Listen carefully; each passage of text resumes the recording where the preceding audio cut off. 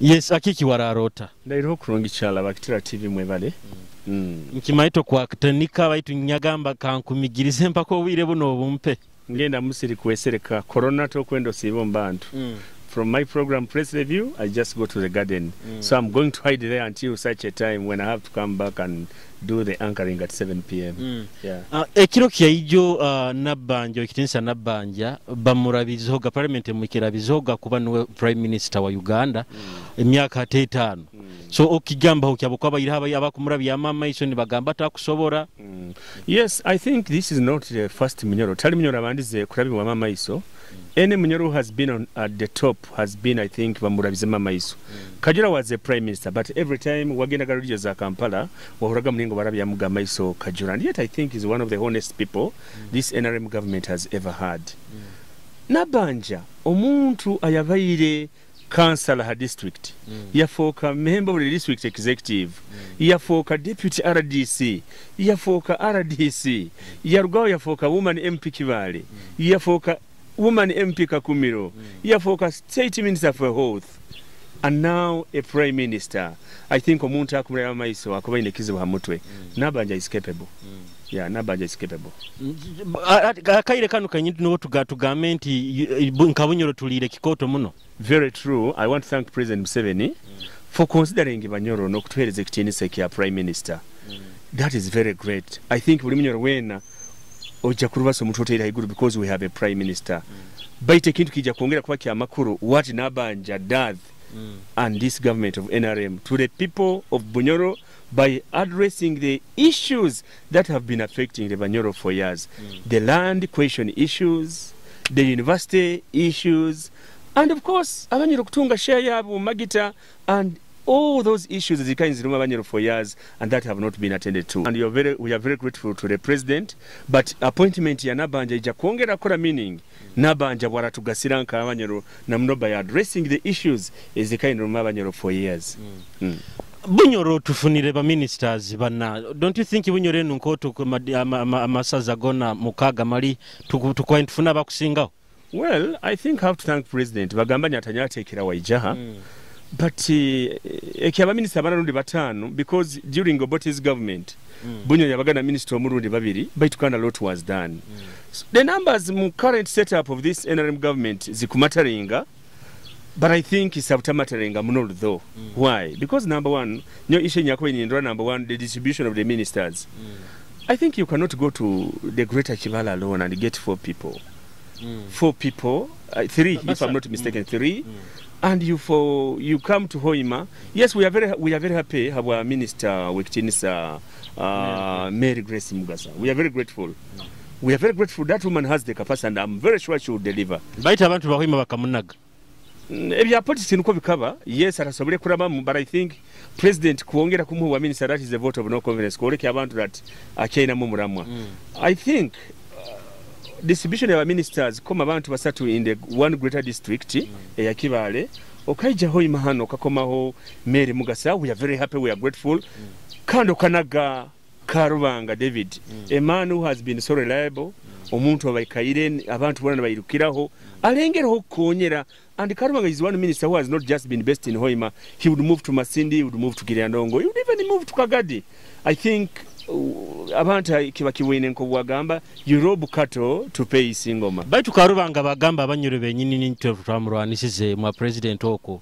Yes, now if it is true that Abanyoro, it could be true, it may not be true, but when you see okay, let me give an example. Mary Mugasa atali obwa mayor, but the president has gone ahead kumuhereze kikaro. So it means goza Abanyoro kwa bahandikire bintu ni barwanisa Karubanga. President I think would have seen the value of Karubanga. So I think abantu no basasire mu katito. We were expecting 2 more at least.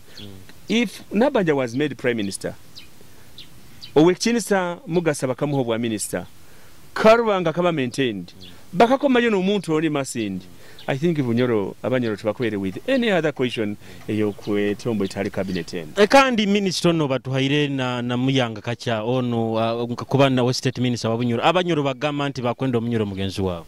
Well, ekyogonzo Omunyoro natali Munyoro may not work here because we have an Agnes Nandutu okuruga Bududa. Baitu nabakaramoje bamwangire. basakumwanga, but I think that one is not kisabutaba nsonge kubakonyera. Because number one, we have had Minister Entekereza as Munyoro. Ernest asakwata kuzire kiamani not because atende, but I think Abanyoro ministry Abanyoro tukagisaba as part of affirmative action. We needed a ministry more than a personality. We needed a ministry than a minister. So I've been told, I don't know much about Namuyango. She has been a state minister for local government.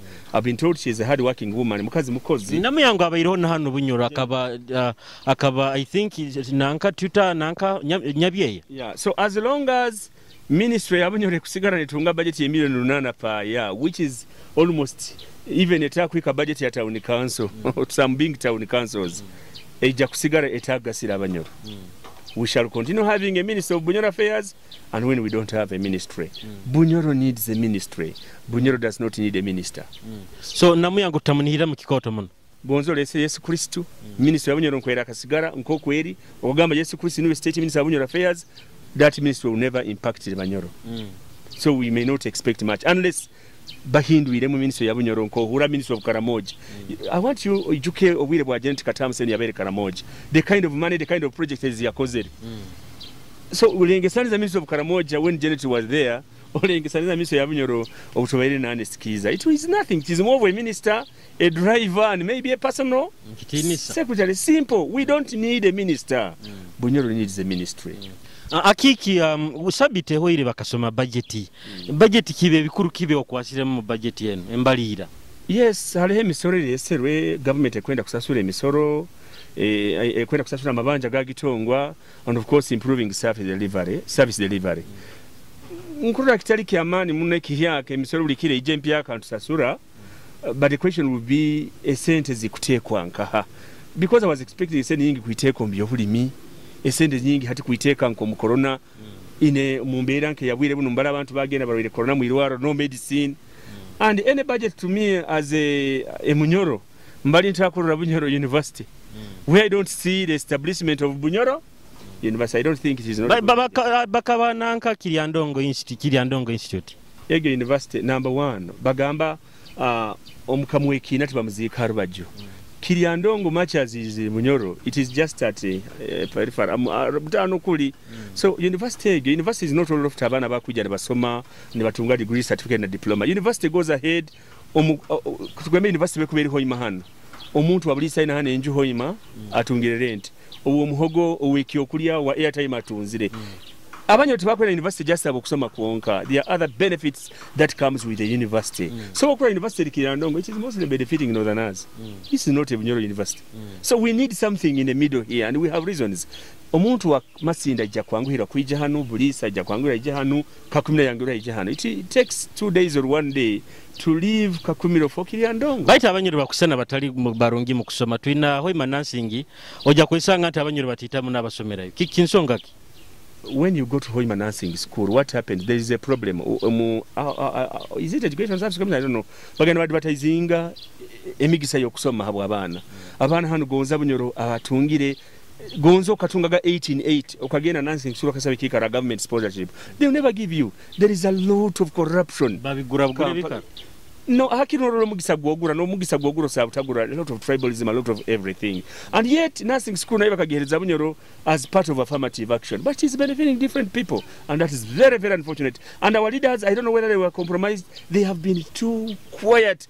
It is only Karubanga enyuma unyabwire na teka man chali hanawe research by guys nawe is nowhere.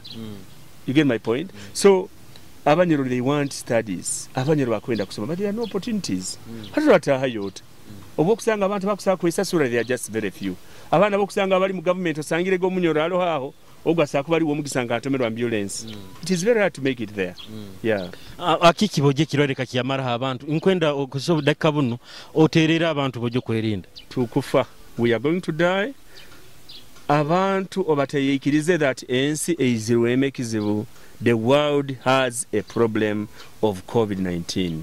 Abantu mutayikirize ngekizibu kizero munsi tuketegereza nko munyanzi gwo gwa munyanzi gwa izirenye tekanize enter, we are finished. Up to now we have people who cannot wear face mask. Eduka nyingi mno tukuitamu, we cannot even remind kunaba mu ngaro.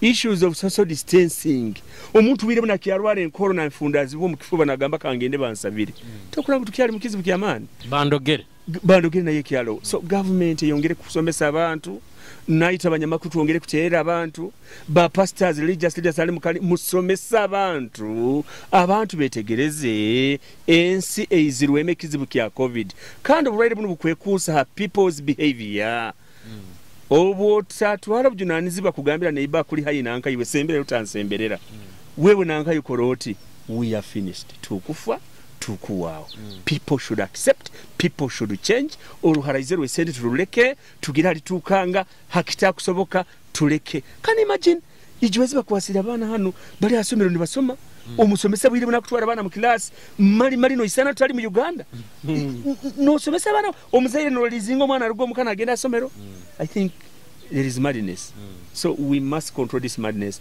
and accept that the world has a problem or else we are finished iwakwerindo kusisa bwire if we can live with such a people yeah ndatukozera no dakika buno sabite hoire kabampango umaye tuli mukimukaire kanu akabi muno cyali tutabe nayo cyonka kabumba muheyo bugambo butito ngoza kutabaruka basajja kutamba mukama wabonyero kitara Dr. Solomon Gafabu Saiguru habo kwikya imyaka 2007 kuruga jumurengoma 11 kwezi kwa kasambara 19 kienda nena kabumba tukutabarukya umuhikirwa abagatwa ni imyenda yona ya kitara leka tuongere kora hamu no kuongera okujugumbya abasigazi na muno okubetegeresesa no kubagondesa obukama ngasemerera muno omuhikirwa kubaza mu nteekano z'obukama zina okuba n'enteekano z'okuleta television run telefina hamu ne radio ero lijja kubaira kali amandi obukama okwongera kwegesa abanyoro ebyabanyoro emigenzo emitwalize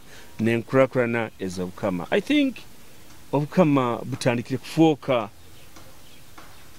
bw'obujunanizi bwala abantu babunyoro than just having a name yeah kala kikiwe bale muno obwire bwawe katugondeze ogende musiri kale